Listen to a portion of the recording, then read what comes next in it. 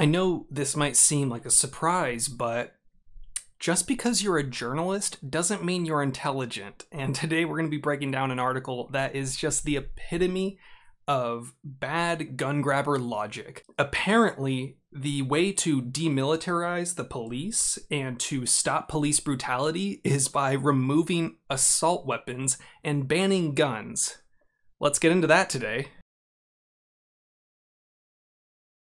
So if we look at the title of this article, it is "To Demilitarize Police, First Ban Assault Weapons," and it's by Chip Goins. This article is full of a lot of bad, just horrible links and stretches and mental gymnastics, but let's kind of get into this. The first federal gun control law, the National Firearms Act, was a response to Prohibition-era criminals acquiring Thompson machine guns, giving them more firepower than the police and enabling them to commit mass shootings.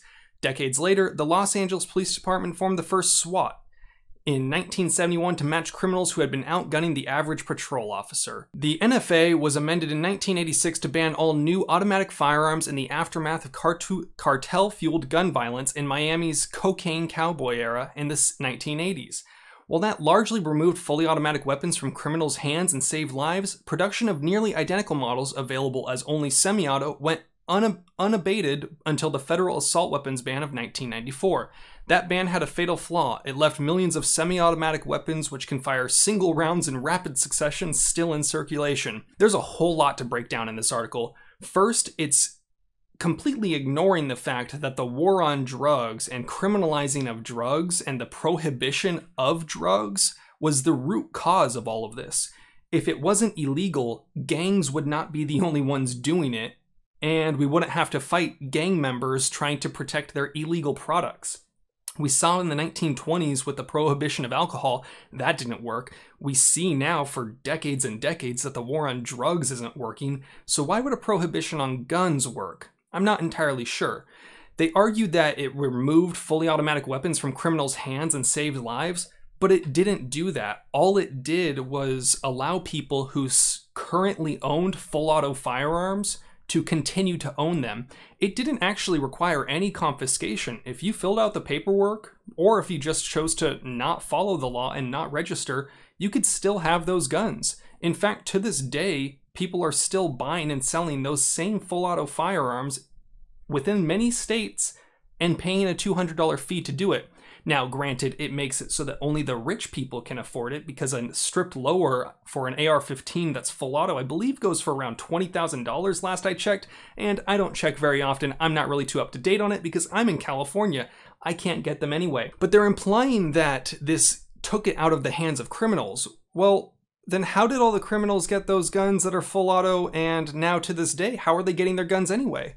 Oh, that's right, because they can either make them themselves, they can steal them, or they can be given them by the government, aka Fast and Furious. Thank you, Eric Holder. Thank you, Obama. Now, the last piece de resistance in this one paragraph, which I've already spent so much time talking about, is that it talks about the 1994 to 2004 federal assault weapon ban banning semi-automatics. It didn't. Many guns that were semi-auto were still available to be bought, sold, imported, and manufactured during that period of time, including the firearms that were used in some of the most deadly mass shootings from that era, which I'm not going to name by name. It says that it left millions of semi-automatic weapons which can fire single rounds in rapid succession in circulation. Yeah, and when you look at the assault weapon ban from 1994 to 2004, this has been studied by the federal government and has been shown that it provided no actual difference in violent crime rates. Violent crime rates have been on a steady decline for a long time now, and it showed that the assault weapon ban, which people are still to this day trying to put in play,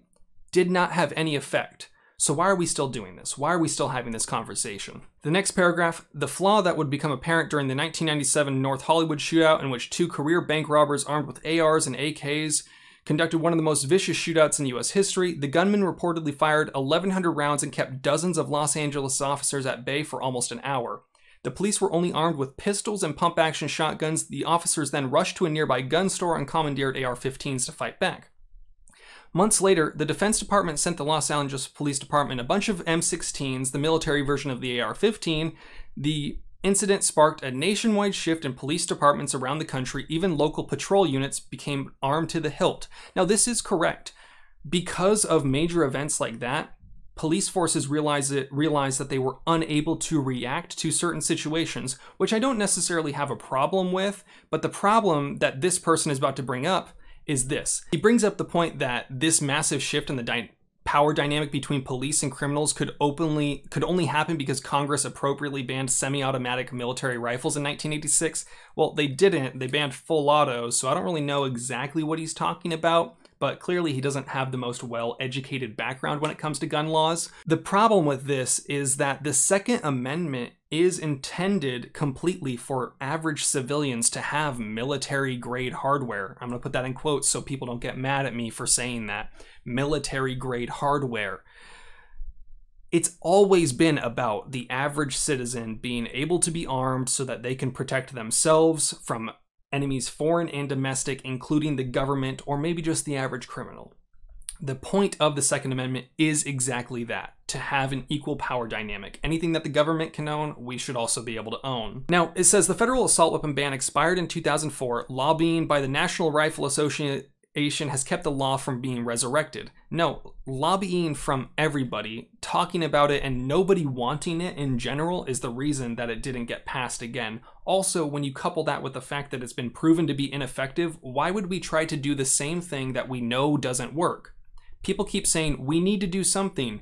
We did. We did this specific something that many people to this day are asking for, and we showed that it doesn't work. Now, here's the part where it gets real good from this author. As a black native of North St. Louis County who grew up 2 miles from Ferguson, I witnessed the horror of militarized police firsthand when I came home for Thanksgiving following the August 2014 shooting of Michael Brown. The audacity of the armed-to-the-teeth St. Louis Police Department made my hometown feel like an occupied territory and made me feel like I was the enemy, a collective trauma that residents of Minneapolis and other cities have come to experience. Now, when you put a qualifier in front of it, I'm automatically going to be more skeptical of your point of view because he's using that as a way to further the narrative of gun control, not just talking about police violence. Violence from police officers when it occurs is wrong. Violence from a government or an organization or a group of people that are private citizens when it happens is wrong. Racism is bad. We can all agree with that. Police violence is bad. We can all agree with that. Police brutality is bad. We can all agree with that. The problem is that he's trying to use this as a way to disarm you. He wants you to be less armed. He wants you to be able to not fight back from the very people that he's saying are so overly armed. What? Is there any hope of ramping up country's gun control laws and demilitarizing the police? Any attempt will have gun rights advocates and their defenders on Capitol Hill crying foul. But as a... this next sentence, I couldn't even get into it. But as a licensed gun owner in Massachusetts who has participated in a recreational shooting sport such as trap shooting, I see right through their arguments. This is the biggest FUD statement I think I've ever seen in my entire life. As a licensed gun owner who participates in skeet and trap shooting, I see right through their arguments. The Second Amendment was not written so that you could shoot clay discs out of the sky every other Sunday. The Second Amendment was written so that you and I would have the power to defend ourselves from the government. I'm not saying that this means that every single person that owns a gun needs to go to every single state every time some random Antifa members gets thrown in an unmarked van.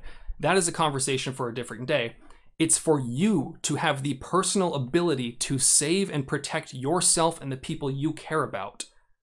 I don't understand why you would want to be less armed. He's talking about the shift in power dynamics when really what he wants is the government to have all the control and have a monopoly on violence. This doesn't make sense to me. He then goes on to say, since the majority of state residents don't trust them to handle tear gas and other less lethal weapons while on duty, why should the police get to play with lethal, non-issue AR-15s and other banned rifles? So he's mad that the police have the ability to kill. He's mad that the police have the ability to use many types of less lethal weapons. What does he want the police to do? How does he plan on reacting to all the things that do go wrong in the world? I think we all need to recognize the fact that police need to exist. Whether or not we agree with what they do, we can all agree that someone needs to be there and someone needs to be allowed and told to go after people that need to be gone after. He then goes on to say, take away military-style weapons from the public and you take away the police's excuse for possessing an armored personnel carrier with water cannon. The arms race between citizens and their constabulary is a vicious, self-serving cycle of destruction and violence that must be broken once and for all. He's assuming that if I and you and everyone in between were to hand in our ARs, our pistols, our shotguns, all of our guns, that the police would then say, yeah, we're gonna give up ours now too. That is not how it works. I don't know what fairy tale world this man lives in, but Chip, please reevaluate what you're saying. This is a horrible hot take. This man wants you to be unarmed, and he's assuming that if you are unarmed, that bad people won't exist, and that the police will turn in their guns as well. That's simply not how it works. Y'all know the drill though. Have fun, be safe, stay dangerous, peace.